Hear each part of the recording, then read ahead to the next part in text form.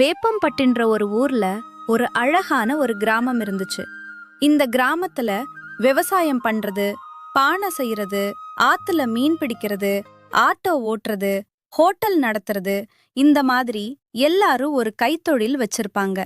இவங்க வாரத்துல 6 நாள் தங்களோட வேலைகளை செஞ்சுட்டு ஒரு நாள் மட்டும் சந்தக்கடை போடுவாங்க. அதுதான் திங்கக்கிழமை சந்தக்கடை. ஏண்டி சிவரஞ்சனி, தோட்டத்தில் இருக்கிற பழங்களெல்லாம் பறிச்சு வச்சிட்டியா? நாளைக்கு திங்கக்கிழமை சந்தைக்கடைக்கு போகணும் தெரியுமில்ல? அதெல்லாம் எங்களுக்கு தெரியும். நீங்க முதல்ல தோட்டத்துக்கு போய் கிழங்கு, கேரட் இதெல்லாம் அறுவடை செஞ்சுட்டு வாங்க.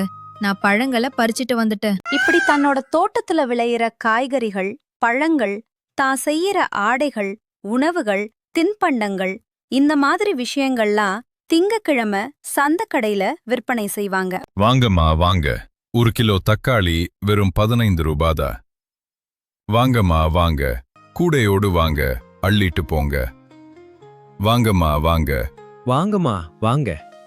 வீடு பத்தி எரிஞ்சா ஃபயர் சர்வீஸ், உங்க வயிறு பத்தி எரிஞ்சா இளநீ சர்வீஸ்.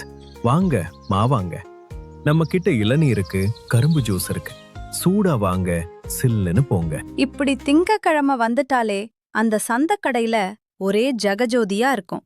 அது மட்டும் இல்லாம அந்த சந்தக்கடையில விலைக்களெல்லாம் ரொம்ப மலிவா கிடைக்கும். அதனாலேயே வெளியூர்ல இருந்து வந்து வாங்கிட்டு போவாங்க. என்னப்பா தனராஜு, காய்கறி வியாபாரம் ஜம்முன்னு போகுது போல. என்னண்ணே பண்றது? நான் என்ன உங்களை மாதிரி கடையா வச்சிருக்க? இப்பெல்லாம் யாரு காய்கறிகள் எல்லாம் சாப்பிட்றா?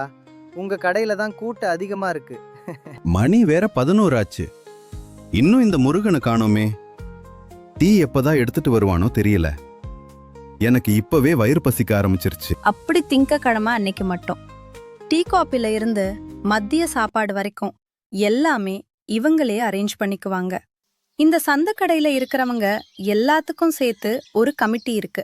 அது மட்டும் இல்லாம சந்தை முடிஞ்சதும் கமிட்டி மெம்பர்ஸ் எல்லாம் சேர்ந்து ஒரு மீட்டிங் போட்டுட்டு சாப்பிட்டு தான் போவாங்க. அப்படி ஒரு நாள் திங்கக்கிழமை சந்தை நடக்குது. வழக்கம் போல எல்லாரும் வியாபாரம் செஞ்சுக்கிட்டு வந்தாங்க. அப்போ ஒரு ஆளு புதுசா கடை போட்டிருக்கிறத செல்வமணின்றவ பாக்குறா. அண்ணே, என்னண்ணே கடை புதுசா இருக்கு? இப்பதான் புதுசா கடை போட்டிருக்கீங்களா? அண்ணே, என்னண்ணே இப்படி கேட்டு போட்டீங்க? நான் காலங்காலமா இங்க தானே கடை போட்டுக்கிட்டு இருக்கேன். இல்லையே, நான் உங்களை இதுவரைக்கும் இந்த சந்தையில பார்த்ததே இல்லையே. இல்லண்ணே, நான் எப்பவுமே அந்த லாஸ்ட்ல தான் கடை போட்டிருப்பேன். இன்னைக்கு அந்த இடத்துல வேற ஒருத்தவங்க கடையை போட்டாங்க. அதனாலதான் இங்க வந்து கடையை போட்டிருக்க அப்படின்னு சொல்லிட்டு அந்த அன்னைக்கு சந்தை முடிஞ்சதும் வழக்கம் போல கமிட்டி மெம்பர்ஸ் எல்லாரும் சேர்ந்து மீட்டிங் போடுறாங்க. அப்போ செல்வமணி அந்த காய்கறி வியாபாரிய தேடுறா. ஆனா அங்க அந்த காய்கறிக்காரன் அந்த மீட்டிங்கு வரவே இல்ல. செல்வமணிக்கு ஒரே சந்தேகமா இருந்துச்சு. மறுநாள், என்னண்ணே தோட்டத்துக்கு போலையா? வீட்டில் உட்காந்துட்டு இருக்க? என் உடம்பு சரியில்லையா? அண்ணி எங்க போச்சு? டேய் சின்ராசு, நம்ம திங்கக்கிழமை சந்தையில போன வாரம் ஒருத்தன் காய்கறி கடை போட்டிருந்தா. அவனை நான் இது வரைக்கும் பார்த்ததே இல்ல. கேட்டா நான் அந்த லாஸ்ட்ல கடை போட்டிருக்கேன்னு சொல்றா. ஆனா சாயந்தரம் கமிட்டி மீட்டிங் வரல. அது தாண்டா எனக்கு சந்தேகமா இருக்கு. இதெல்லாம் ஒரு பிரச்சனையா? அவன் நம்ம ஊர் காரணாத இருப்பான். எங்காவது கடை போட்டிருப்பான். நீ அதை பார்க்காம இருந்திருப்ப. அட, அதை விட்டு தள்ளு. ஆனாலும் செல்வமணிக்கு ஏதோ ஒன்னு உறுத்திக்கிட்டே இருந்துச்சு. அதே மாதிரி அடுத்த வாரம் திங்கக்கிழமை வருது. சந்தக்கடையும் போடுறாங்க. செல்வமணி அந்த காய்கறி கடைக்காரனை தேடிக்கிட்டு இருந்தா. அப்போ அந்த காய்கறி கடைக்கார வேற ஒரு கடையில பழங்கள் எல்லாம் வாங்கிட்டு இருந்தா. என்ன, இவ காய்கறி கடை தானே போட்டிருந்தா? இவன் எதுக்கு அங்க போய் பழங்கள் வாங்குறா அப்படின்னு செல்வமணி அவனை பாத்துக்கிட்டு இருந்தா.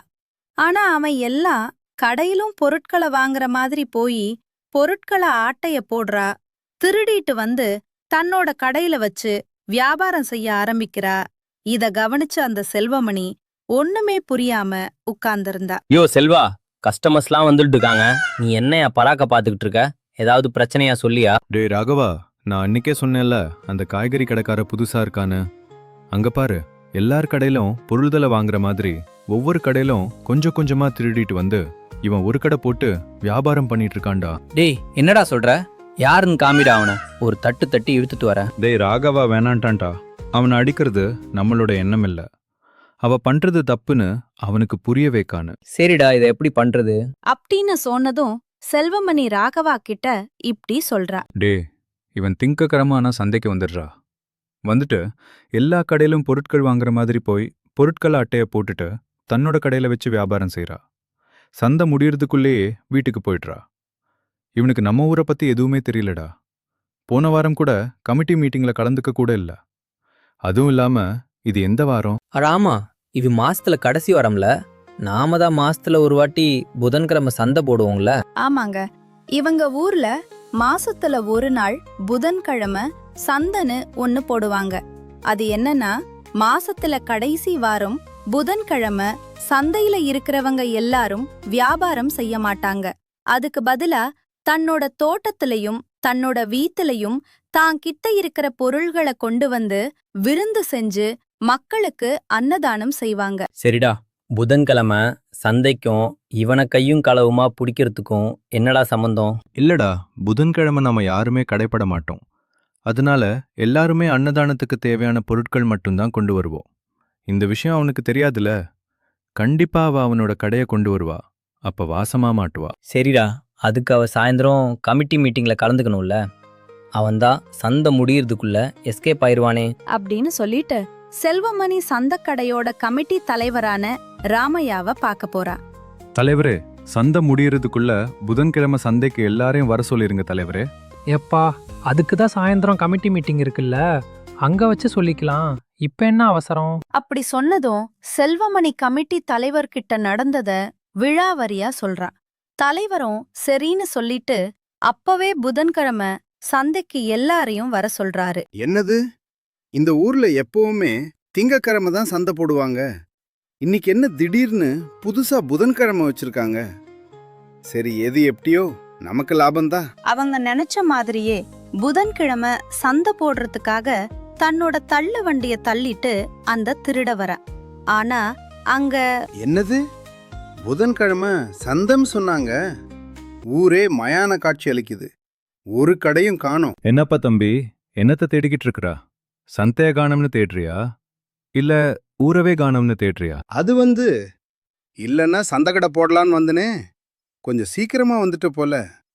அதான் இன்னும் யாரையும் காணோம். அது சரிப்பா, சந்தை கடை போடுறது இருக்கட்டும். கடையில காய்கறி ஒன்னையும் காணோம், வெறும் வண்டி மட்டும்தான் இருக்குது. அப்படின்னு செல்வமணி பேசிக்கிட்டு இருக்கும்போதே ஊர் மக்கள் எல்லாம் ஒன்னு சேர்ந்து வந்துட்டாங்க. என் செல்வா, இவனையெல்லாம் இந்த மாதிரி விசாரிச்ச உண்மையை சொல்ல மாட்டேன். 4 போடு போட்டா அவனே உண்மையை சொல்லிடுவா அப்படின்னு சொன்னதும் ஊர் மக்கள் எல்லாம் கொந்தளிக்க ஆரம்பிச்சிட்டாங்க. உடனே கமிட்டி தலைவர் இப்படி சொல்றாரு. தம்பி, இங்க பாரு, எல்லாருக்கும் தெரியும் நீ யாருன்னு. அதையும் மீறி போய் சொன்னினா பசங்கள்லாம் வெறியோட இருக்காங்க, போட்டு போலந்து எடுத்துருவாங்க. அதையும் பாத்துக்க. ஐயா, நான் உண்மையை சொல்லிடுறேன் ஐயா. எனக்கு ஒரு மனைவி, 2 கை குழந்தை இருக்காங்கய்யா. எனக்கு எந்த ஒரு வேலையும் இல்லைங்கய்யா. என்னோட மனைவி பாத்திரம் கழுவுற வேலைக்கு தான் போறாங்க. வீட்டுல ஒரே பணம் கஷ்டம். அதனால தாங்க ஐயா இந்த திருட்டு தொழிலுக்கு வந்தேன். தம்பி, நீ சம்பாதிக்கணும்னு நினைச்சது தப்பு இல்ல, ஆனா அதுக்கு ஒரு தொழிலை தேர்ந்தெடுத்த பத்தியா, அதுதான் தப்பு. ஐயா, தயவு செய்து என்னை மன்னிச்சிருங்கய்யா. இனிமே சத்தியமா நான் எங்கேயும் திருட மாட்டேன். எனக்கு எந்த ஒரு வேலையும் தெரியாதுங்கய்யா. நீங்களே ஏதாவது ஒரு வேலை போட்டு கொடுங்க. கடைசி வரைக்கும் உண்மையா இருப்ப. அப்படின்னு சொன்னதும் ஊர் மக்கள் எல்லாரும் சேர்ந்து அவனுக்கு அந்த சந்தை கடையில டீ காப்பி கொடுக்கறது, சாப்பாடு கொடுக்கறது, இந்த மாதிரி வேலையை கொடுத்தாங்க. அவனும் மன நிறைவோட வேலையா செஞ்சுட்டு வந்தான். கதையின் கரு: உழைக்காத காசு என்னைக்கும் நிலைக்காது. காசு பணம் எவ்வளவு வேணா சம்பாதிக்கலாம், ஆனா அதுக்கு உண்டான வழி நேர்மையான வழியா இருக்கணும்.